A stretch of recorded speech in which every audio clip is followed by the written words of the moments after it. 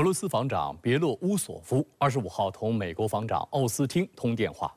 这是俄美防长1年多以来首次通话。双方围绕乌克兰问题各自阐述立场，分歧较大。双方承认这一通话由奥斯汀发起。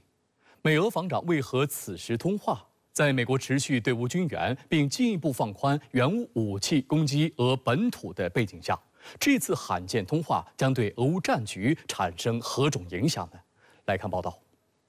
据俄罗斯国防部的通报，别洛乌索夫应美方要求同奥斯汀通话，双方就乌克兰局势交换了意见。别洛乌索夫表示，由于美国继续向乌克兰武装部队供应武器，局势有进一步升级的危险。美国国防部发言人莱德则发表声明说，这是别洛乌索夫5月出任俄国防部长后美俄防长首次通话。五角大楼方面还表示，美国现在和将来都没有向乌克兰派遣美军的计划。莱德在25号举行的记者会上也承认，此次通话是由奥斯汀发起的，但没有具体说明通话的原因。 Separately, Secretary Austin also spoke by phone today with Russian Minister of Defense Andrei Belousov.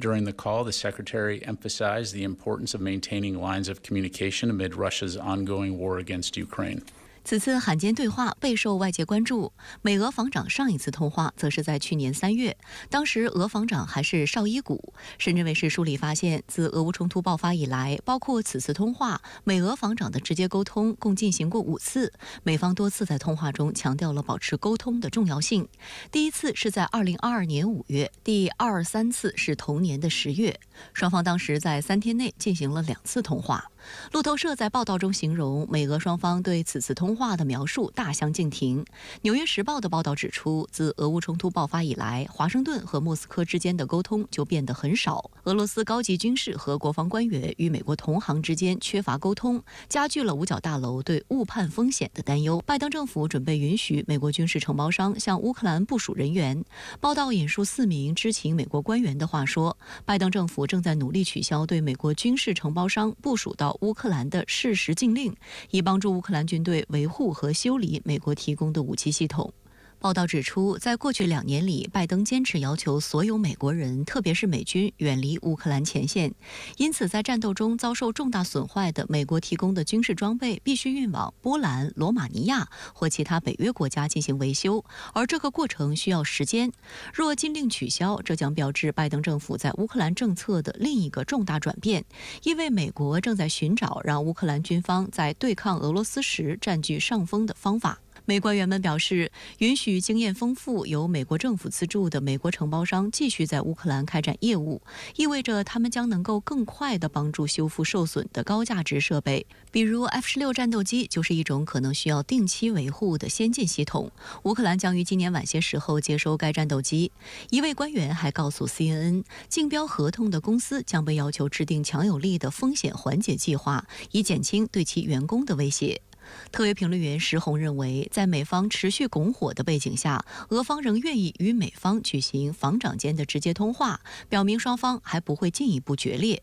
美俄如果直接对抗，那必然是天崩地裂，而且双方也就都没有了回旋余地。美俄都把桌子拍得啪啪响，向对方呢表达自己的强硬态度，但是谁现在都没有胆量把桌子掀了。值得一提的是 CNN 在今年2月的报道中还提到，自俄乌冲突爆发以来，防务公司获得了蓬勃发展，西方5家主要军火商的股价均有所上涨，其中欧洲制造商的涨幅最为强劲。深圳卫视注意到，欧洲理事会24号宣布，欧盟决定向乌克兰提供14亿欧元的援助，这部分资金来自于俄罗斯被冻结资产所产生的收益。根据计划，这笔款项将转入乌克兰援助基金，之后将发放至德国、捷克和丹麦，这些国家将利用资金采购相关产品，用于向乌克兰提供援助。此前，俄罗斯方面回应称，西方这一举措是非法的，将破坏人们对全球金融体系的信心，从而对西方国家造成反噬。如果西方扣押没收俄罗斯资产的收益，那么这些西方资产和财产可能成为俄罗斯报复的目标。俄乌战局紧张之际，乌克兰军方内部再次出现人事变动。据今日俄罗斯电视台网站24号报道，乌总统泽连斯基解除了乌军联合部队司令部司令尤里·索多尔中将的职务。不过，泽连斯基没有详细说明解职的原因。报道称，索多尔负责乌克兰陆军、海军和空军的联合行动。在乌克兰军队的架构中，他只对武装部队总司令瑟尔斯基负责。接替者安德里·格纳托夫自2022年以来一直担任乌军南部战区副指挥官，这是4个多月来这一职位再次换人。今年以来，乌军高层变动频繁。今年2月，泽连斯基以乌军在前线陷入停滞为由，进行一系列军队高层人事调整。瑟尔斯基则接替被解职的扎卢日内，担任乌军总司令一职。索多尔就是当时被任命为联合部队指挥官，此前他担任海军陆战队司令。还有乌克兰媒体报道，乌军总司令瑟尔斯基也正在被阴云笼罩。如果前线局势在未来几个月内依旧吃紧，他可能将被解职。报道称，自瑟尔斯基出任乌武装部队总司令以来，乌军在顿涅茨克等地区遭受一系列惨痛失败，多个方向的重镇也相继失守。